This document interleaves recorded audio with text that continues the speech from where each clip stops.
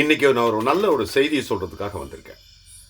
அதாவது ஊருக்குள்ள பார்த்தீங்கன்னா ஒரு சில பேர் தன்னுடைய குறை என்னன்னு தெரிஞ்சிக்காம அடுத்தவங்கள போய் ஒரு மாதிரியா பேசிட்டு இருப்பாங்க. அடுத்தவங்க குறைகளை சுட்டி காட்டி பேசிட்டு இருப்பாங்க. அந்த மாதிரி ஆளுங்க தன்னுடைய குறையை நினைக்க மாட்டாங்க.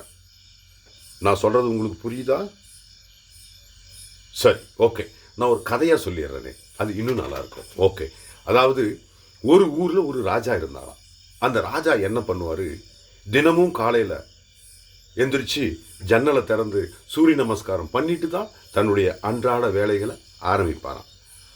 அப்படி இருக்கும் பொழுது ஒரு நாள் எந்திரிச்சு அரண்மனை ஜன்னல் கதவை திறந்து சூரிய நமஸ்காரம் பண்றதுக்கு வெளியில பார்த்துருக்கிறாரு. அப்போ முன்னாடி ஒரு பிச்சைக்காரன் தெரிஞ்சிருக்கான். அவனை பார்த்த உடனே, அடடா என்னடா இது, இன்னைக்கு ஒரு பிச்சைக்காரன் மூஞ்சில முழிச்சிட்டுமே, அச்சோ அப்படின்னு சொல்லிட்டு சட்டுன்னு திரும்பும்போது இங்கே நெத்தியில் அடிபட்டுருச்சு. அவருக்கு ரத்தம் ஒழுகிட்டு இருக்கு. அதை பார்த்த உடனே அவருக்கு மாபெரும் கோபம் வந்துருச்சு. என்னடா அது, இவனை பார்த்து நம்மளுக்கு இப்படி ஆயிடுச்சு.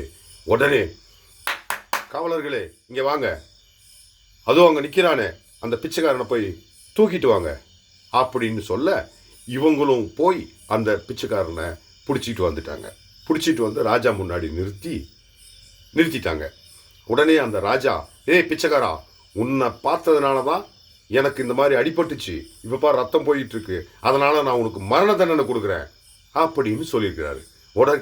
உடனே அந்த பிச்சைக்காரன் சிரிச்சாராம். சிரிச்சுக்கிட்டே என்ன சொன்னாரா, ராஜா நீங்க ஏன் முகத்தில் முழிச்சதுனால உங்களுக்கு அடிபட்டு ரத்தம் போயிட்டு இருக்கு, சின்ன அடிதான்.